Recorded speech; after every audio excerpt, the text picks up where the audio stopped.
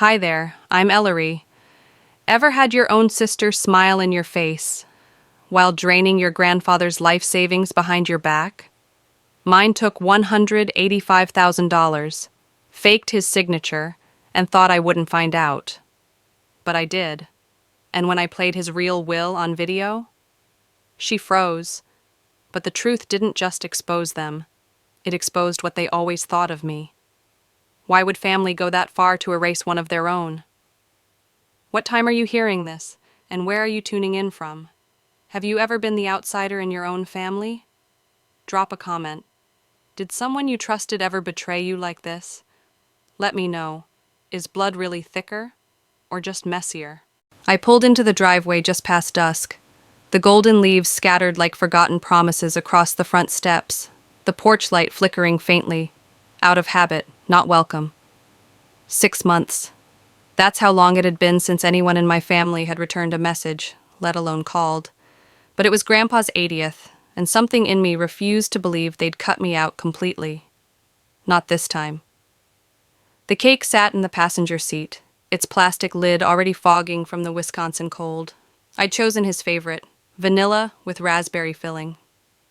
My fingers brushed over the shawl I'd spent weeks knitting on flights and sleepless nights. He always got cold in October. No one came to the door when I rang. I let myself in. The silence inside didn't greet me. It just existed, like the house had swallowed sound whole. The faint hum of the fridge, the tick of the grandfather clock. No music, no chatter, no warmth. Then I saw him. Grandpa was in his recliner, cardigan pulled tight over his chest, staring at the TV, which was off. His glasses were askew, one slipper on. "Grandpa?" My voice cracked. He blinked like I'd stepped out of a dream. "Ellery?" I smiled, breath shaky. "Happy birthday." He frowned. "Didn't they tell you they moved it?" I stood frozen, cake still in hand. "Moved it? Marla said you were too busy to come. She sent out a new invite." I walked into the kitchen. No dishes, no balloons. Just the cake starting to collapse on the counter and a single half-deflated balloon in the trash. Green, 80, printed sideways in silver. I turned toward the hallway, feeling my chest tighten.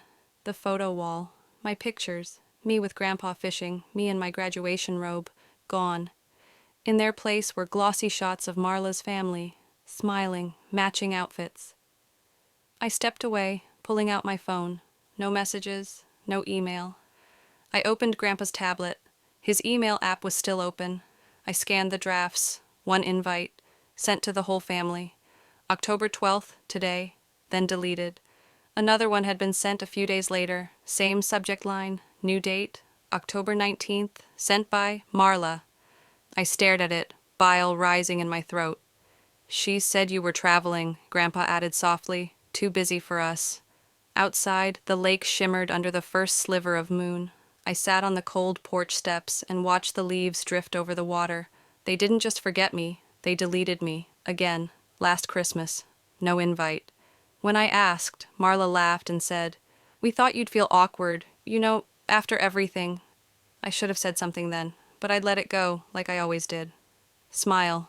Stay quiet. Let them walk over me and pretend it was just easier that way. Not this time. Later that night, I walked past Grandpa's door.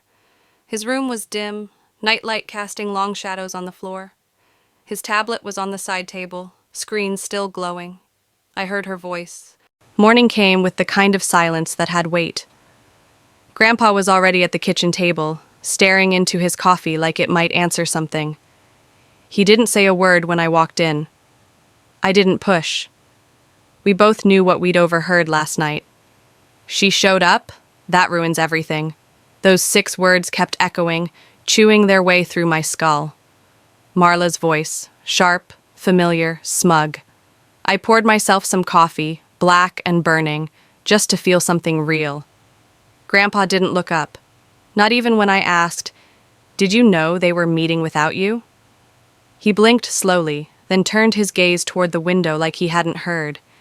Maybe he hadn't, or maybe pretending was just easier. I spent the next hour pulling apart the living room, neatly, methodically. under the couch cushions, behind the old curio. Inside the dusty drawers no one had opened since Grandma passed. I wasn't looking for anything in particular. Just the truth, wherever it might have slipped. In a folder wedged between two Sears catalogs, I found the bank statements, page after page, line after line. Gone. $185,000 drained from his joint account over the past 6 months. I scanned the charges, a month-long stay at the Drake Hotel in Chicago, multiple salon visits at a place called Glow & Company, a luxury car lease under Marla's name, Black Escalade. I knew she never had the salary for that. Now I knew why she didn't need one. What made my blood go cold wasn't the extravagance, it was the neglect. Grandpa's electric bill was 3 months overdue. A foreclosure notice, half folded and jammed beneath old newspapers, threatened the house he built with his own hands. 16 years ago, I sat beside him on this very couch while he clipped coupons. I saved every penny, he'd said, smiling proudly. For rainy days, not theirs. I walked straight to the cabinet where we kept old documents. Tucked between expired insurance forms and family Christmas cards was a crisp manila envelope. Reverse mortgage agreement, it read. I opened it with trembling hands. There it was, his name at the bottom, J. Shipley, but it didn't look right. I grabbed the last birthday card he gave me from the bookshelf upstairs. To my Ellie, love always, it read. The loops in the J were different. The angle of the S curved left instead of right. I laid them side by side. Not the same hand, not even close. I took the document to Grandpa. Did you sign this? He squinted. She said it was just to keep the house protected, so it wouldn't go to the state. Who's she? He hesitated. Marla. My mouth dried. Do you remember signing it? I don't think so. It's all a blur these days.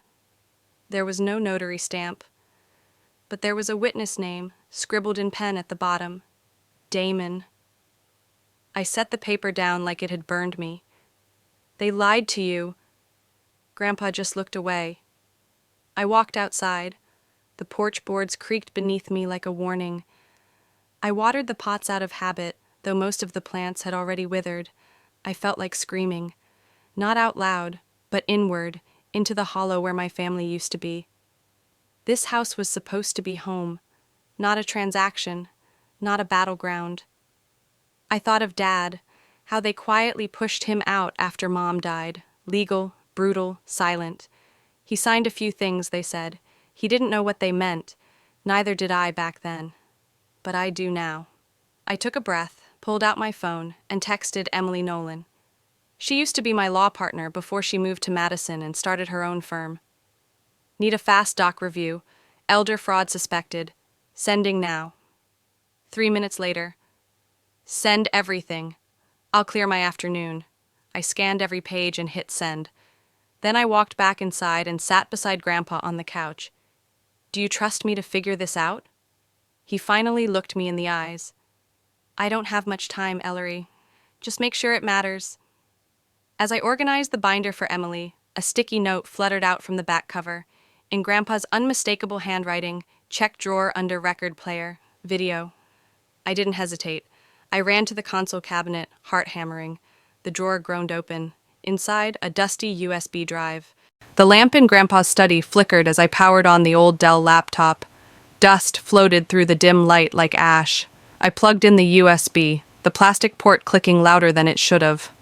There was one file, July 14_D.mp4. My throat tightened. The video opened with Damon's voice before his face even appeared. Just sign here, Pop. Routine stuff. Property tax exemption. Grandpa sat at the dining table, his cardigan misbuttoned, eyes cloudy. He clutched a pen like it was foreign. Where's Ellery? He muttered.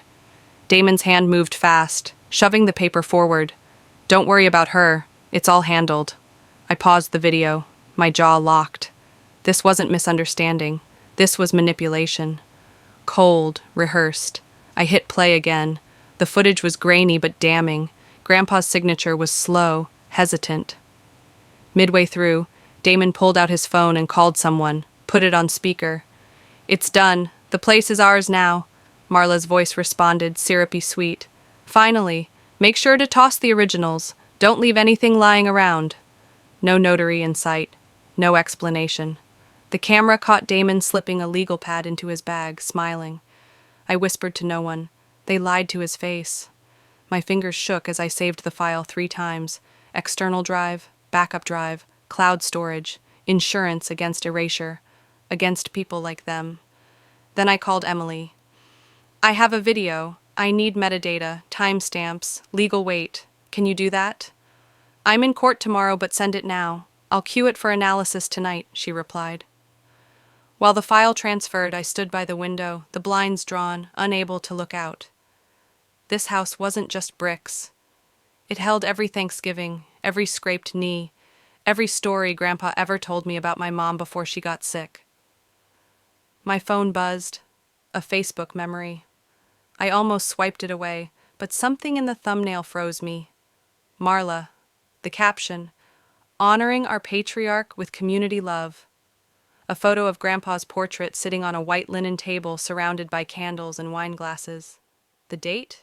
2 weeks after the forged signature. I scrolled further. Posed guests, wide smiles, catered dishes. No Grandpa, just his picture. I clicked on the guest list. Dozens of names I recognized. Cousins, old neighbors, local politicians. I called my cousin Rhea. Was that dinner at the Greenridge Clubhouse? I asked. Yeah, she said. Marla said your grandpa was too tired to come. He wasn't invited, Rhea. A pause. Wait, what? Never mind. I hung up. I searched the clubhouse's site. Event rental, $8,500. Billed to the estate account. I leaned back, eyes closed. It wasn't just betrayal. It was pageantry built on erasure. I let the anger pass through me like a wave. Let it settle. Then I opened a new spreadsheet. File folders, evidence tags. I labeled the master folder, Project Witness. This wasn't personal anymore. It was deliberate, documented, strategic. Just after midnight, as I prepared for bed, my phone buzzed again. Unknown number. One line. You're digging in places you shouldn't. Let it go. Family's family. I stared at it for a beat.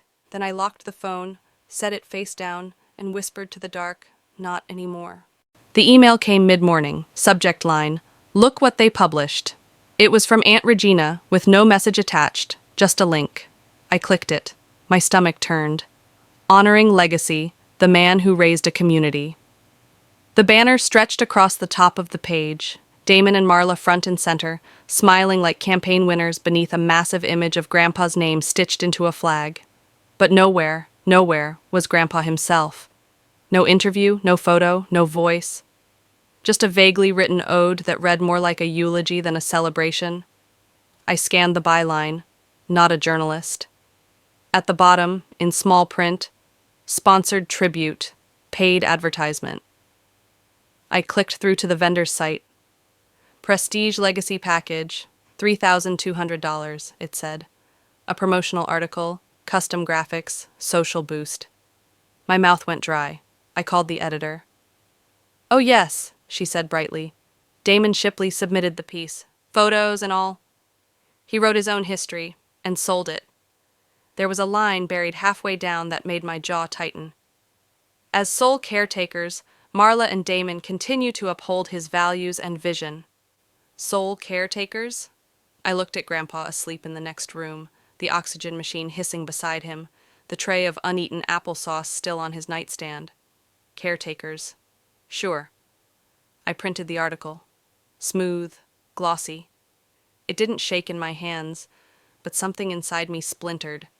That evening, Elliot texted, "You should see what they say when you're not around." I hesitated, then opened the message. Screenshots, a group chat. I wasn't in it, but I was in it. My name replaced with an eye roll emoji. Marla. Let her play nurse. We'll own it anyway. Damon. She's too emotional to challenge a signature. My vision narrowed. They didn't see me as a threat. They saw me as a convenience, an unpaid caregiver, a liability too soft to fight back. My presence was background noise in their scheme. Elliot had added one last line. I'm sorry, I thought you should know. I started typing. Thank you. Then paused, deleted it. Instead, I wrote, I'll protect you, no matter what. I closed the thread and stood, the floor creaking under my heels. In Grandpa's study, the late sunlight pooled across his fishing photo, him grinning, soaked to the knees, holding a walleye the size of a toddler. His joy had been simple, unfiltered, not curated for likes or tributes. They think I'll fold, I whispered. I opened the folder on the desk marked Project Witness. The article went under Media Manipulation, the screenshots under Private Strategy. Each piece was a thread in a net I was weaving. Let them smile for the papers. Let them play noble on Facebook. Let's see who owns what. As I closed the study door, a calendar pinged on Grandpa's tablet, still open on the desk. Event reminder, family intervention, Friday at 5 p.m. I blinked. I hadn't been told, wasn't invited, I wasn't supposed to know, but I'd be there. The envelope was thick, unmarked, and left without a knock. I found it resting on the welcome mat just after breakfast. The handwriting was unmistakable, Elliot's sharp-angled cursive, always too neat for a teenager. Inside was a printed letter on plain white paper. It began coldly. Due to recent concerns regarding Ellery Shipley's erratic behavior and emotional volatility, I stopped reading halfway through. The accusations were brutal, claims of neglect, mental instability, even financial abuse, all wrapped in sanitized legal phrasing. I looked at the bottom corner. No signature. Folded behind it was a yellow, sticky note in Elliot's hand. They made me write this. I didn't send it. I'm sorry. I called him. It rang 5 times, then voicemail. I sat at the kitchen table, the letter spread before me. My hands didn't tremble. My chest didn't tighten. Instead, something in me sank and rooted. They were using him now, twisting the one person left with any conscience. I slid the letter into a folder labeled Project Witness, then called Chelsea, an old friend who worked estate cases out of Madison. They're setting up a guardianship challenge, she said after a pause. It's calculated. Calculated, I repeated, tasting the word. Good. That means I can calculate back. Friday was circled on the family calendar in the hallway. Intervention. Damon's handwriting. Bubble letters. Cute. He showed up Thursday instead. He didn't come alone. Behind him trailed a mobile notary, clipboard in hand, and 2 people I didn't recognize. One with a sharp red manicure, the other in a beige trench coat despite the 80-degree heat. We're here to finalize some documents, Damon announced. Dad's been through enough chaos. I smiled. Of course. Tea? I brewed chamomile. Let them settle in. Then, casually, I picked up my phone and said aloud, just updating my lawyer. She wanted to listen in. I flipped the screen to show Chelsea's face. Recording. The notary blinked. Damon stiffened. You said this was a family discussion, I said evenly, not a legal transaction. Ellery, come on, he snapped. You can't prove intent. You're just fishing for drama. Actually, I said, raising my phone, I don't need to prove intent. I only need to prove method. And this is a pattern. The woman with the red nails stood up. I wasn't told we were being recorded. You weren't, I replied, but you're witnessing. They left within 10 minutes. Damon slammed the door hard enough to rattle the glass. I didn't move. Only after they were gone did I sink into Grandpa's chair. The leather sun-warmed and cracked under my fingertips. My heart was racing, not from fear, from fury held in place. They wanted me to spiral, to panic, to self-destruct. Instead, I opened my laptop and started building the timeline. Every tactic, every threat, every shadow move, it was all going into a map now, each point a mark of intention. One sticky note read, they weaponized a child's voice. Another, they brought legal theater. I gave them a stage. A ping broke the silence, a text from Chelsea. The notary was paid after hours. Consulting fee. Check Damon's ledger. I leaned back. They're buying silence, I whispered to the empty room. Let's make noise. They called it a wellness check, but I recognized the choreography the moment I stepped into the room. Damon flanked the fireplace, Marla perched beside him like a coiled cat in pearls. The rest of the family hovered around the perimeter, awkward, unreadable. Grandpa sat quietly, a plaid blanket over his knees, eyes distant but not unaware. I entered last, not late by accident. I carried a worn leather folder and a flash drive. I didn't greet anyone. I simply walked to the middle of the room and turned to face them. "You wanted a conversation," I said, calm. "Let's talk truth." Damon rolled his eyes. "Ellery, we're here to help Dad. That's it." I didn't flinch. I set the folder down on the coffee table, removed 3 pages, and placed them beside the flash drive. "Let's start with the consulting fee." I tapped the top document, a receipt for $3,500 wired from Damon's account. "To the notary who dropped by last week," Marla scoffed. "We don't need your conspiracy theories." I pressed the remote. The TV behind them flickered on. The notary's affidavit appeared in crisp, black and white text. Client insisted on document execution despite subject's confusion. No medical consultation was provided. I heard someone shift in their seat. Damon crossed his arms. "That proves nothing." I slid another page forward. Bank statements. A wire transfer time-stamped 2 hours after the meeting. "You tried to buy silence," I said. "I bought time." Marla leaned forward, her voice syrupy. "You're not the victim here, Ellery. You're the unstable niece. Everyone knows it." I didn't answer. I inserted the flash drive. The video played instantly. Grandpa seated in a recliner, sunlight from the hospice window softening the edges of the frame. Beside him stood a staff member and an independent attorney. His voice, thin but steady. "I want Ellery to have the house. She was here. She helped. That's final." The room didn't breathe. Marla jumped to her feet. "That's doctored." I pulled out the notarized confirmation with the names of 2 medical witnesses and handed it to the nearest person. "This isn't an intervention," I said. "It's evidence submission." Damon's lawyer, silent until now, stood. "This isn't a courtroom." I turned to him. "It is now." No one moved. Across the room, Grandpa looked at me. Just one slow nod. The weight of it passed through me like a verdict. I scanned their faces, blank, then shifting. Damon's smugness collapsed into something twitchy. Marla's mouth opened and closed, nothing coherent coming out. The rest, the cousins, the aunts, looked at their hands. I didn't cry. I didn't raise my voice. "This isn't about revenge," I said quietly. "It's about justice." No one argued. The silence that followed cracked something open. It wasn't reconciliation. It wasn't peace. It was clarity. Later, when the house emptied out, a message lit up my phone.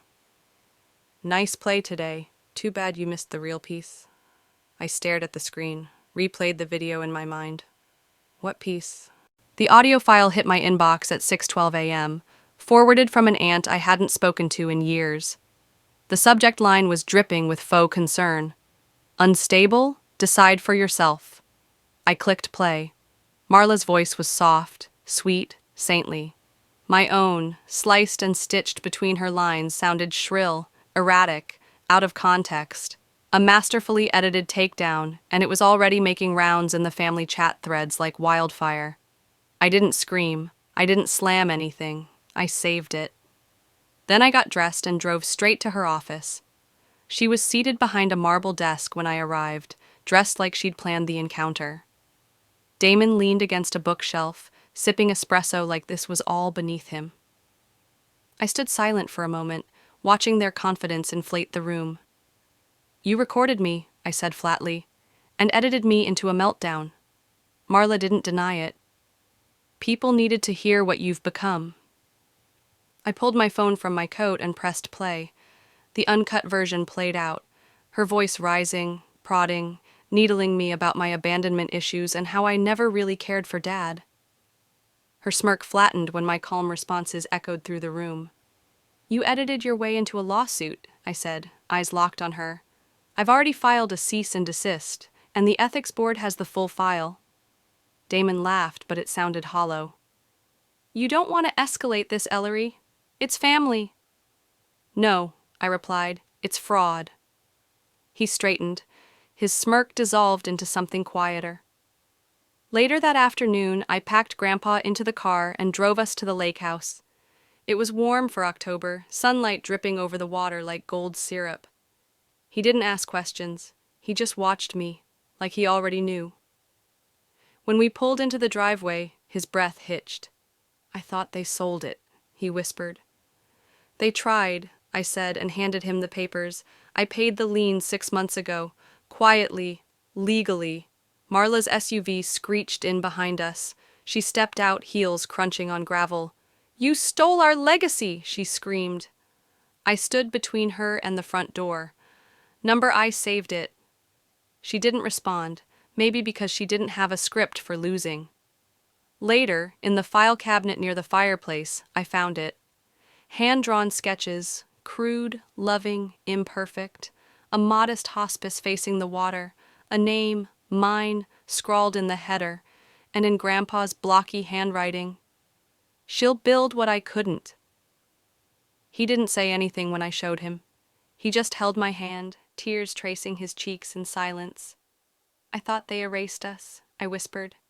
But they couldn't touch this. He nodded. That was all. That night, as I unpacked a few things, I found an envelope in the mailbox. No return address. Inside was a typed note. Lake won't stay yours long. Check zoning board agenda. I stood in the kitchen, note in hand, heart thudding against my ribs. They weren't done. The room at the community legal center was sterile and overlit. A polished table stretched down the middle like a line in the sand. Marla and Damon arrived first, dressed like they were attending a board meeting, not the reckoning I'd planned. Damon nodded with that empty grin of his. Marla didn't even look at me. They thought I was surrendering. Grandpa sat near the end, bundled in his navy cardigan, quiet but alert. On either side of him were 2 hospice nurses. Across from me was a court-registered witness. Damon leaned back, already smug. Let's clear the air, he said. We can still make this simple. I didn't reply. I tapped the remote. The TV screen lit up with a time-stamped video. 2 weeks old. Grandpa appeared on screen, alert, composed. This is John Shipley, he said clearly. I am of sound mind. This is my updated will. He read it aloud, slowly, deliberately, naming me as sole heir, explaining why. 2 medical professionals flanked him, signing under his statement. My name was etched onto the document like a closing signature on betrayal. Damon pushed his chair back. This is a stunt. The lawyer beside me didn't blink. That video, accompanied by medical witness testimony and notary log, overrides any prior instrument. It's binding. Marla's voice cracked. You manipulated him.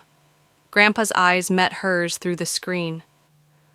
This is what you never thought I'd do. Stand up to you. She flinched. The room stilled. No one spoke. Then I placed a printed email on the table. It was a threat. Sent anonymously to my firm just days earlier. Phrases like, you'll regret what you're doing, and drop the inheritance or you'll lose more than family. IT had traced the IP Damon's office. He shifted in his seat. You threatened the wrong person, I said, voice low. On the wrong day. My legal counsel slid a folder forward. We filed for harassment and requested a formal ethics inquiry. Damon laughed under his breath. You're pathetic. Tell that to your partners, I said. They'll hear about it before lunch.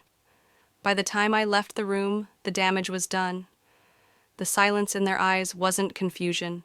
It was recognition. They'd lost. News spread faster than I imagined. My firm didn't say a word publicly, but somehow the right people received the footage. The revised will, the IP evidence. Within a day, Marla's upcoming keynote at the Women's Finance Summit was canceled. Damon was placed on administrative leave, pending review. His smile didn't make it to the press release, and Grandpa's voice played on every share. I didn't leave Ellery everything out of pity. I left it to her because she earned it. That night, I sat alone in the lake house office, surrounded by files, silence, and a storm I'd finally weathered. My phone buzzed. A voicemail. No caller ID. "You may have the will, but you don't have the family." I smiled faintly, not out of spite, but out of freedom. That's what I finally accepted. The house was quiet in a way that felt final. Not empty, just finished. I stood in Grandpa's study, now fully mine. The mahogany desk still smelled faintly of his cologne. The window let in soft, golden light, dappling the floor in warm patches, but it didn't reach the heaviness in my chest. The legal war was over. The final will had silenced every accusation, but it hadn't stitched the tear in my family. Marla hadn't spoken a word since the hearing. My mother had disappeared into silence weeks earlier, and yet, here I was, standing in the middle of everything I fought to protect, unsure what part of me was left. The fallout came quietly. Damon's name vanished from his firm's website. Marla's social calendar crumbled overnight. One by one, her TEDx, her university panel, her guest podcast, all postponed. I didn't celebrate. I didn't feel vindicated. I felt tired. Then the letter arrived. It was unsigned, typed on crisp white paper. No return address, just a single sentence. "I hope you're satisfied." He would have wanted peace. I didn't need a signature to know it was from her.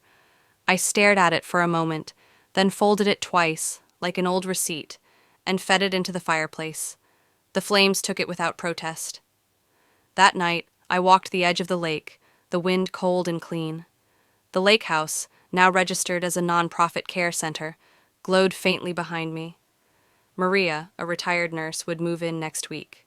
Elliot, bless his fragile bravery, had already asked if he could help mow the lawn on Saturdays. I opened the file Grandpa kept hidden in his cabinet. Sketches of rooms, names penciled into floor plans. Shipley Rest, a place to finish well. My name was written at the top of the founding page. In his shaky handwriting, one phrase stood out. Not for profit, for dignity. I pressed my palm to it. At the soft opening, a neighbor asked gently, "Will your sister be here?" I smiled but didn't answer. It didn't matter if she came. The real ceremony had already happened when Grandpa said those last words on video. Later that afternoon, I watched a silver car drive slowly past the lake house, windows up. It paused at the gravel turn-in, then rolled on. I didn't follow. I just watched it vanish between the trees. I once believed justice meant winning, but what I found was quieter, more like letting go. I had the truth. That was enough. Some scars don't fade, but they don't define me either. Not anymore. Sometimes the truth doesn't bring applause. It brings silence, quiet, hard-won peace that no one claps for, but you feel in your bones. If there's one thing I've learned, it's this. Family isn't always defined by blood. It's defined by who shows up when it matters. You can love people and still walk away. You can protect what's rightfully yours without becoming what they accused you of being. And healing, real healing, doesn't always mean reconciliation. Sometimes it means reclaiming your voice after years of being told to sit down. What about you? Have you ever had to stand alone for what was right? Or walk away from someone you love to protect your peace? I'd love to hear your story. If this video touched something deep inside you, comment 1 below or tell me where you're watching from. And if you didn't like it, that's okay too. Let me know why and where you are in your own story. If you want more stories like this, raw, real, and unapologetically honest, don't forget to subscribe to the channel. Your story matters, and you're never as alone as you think.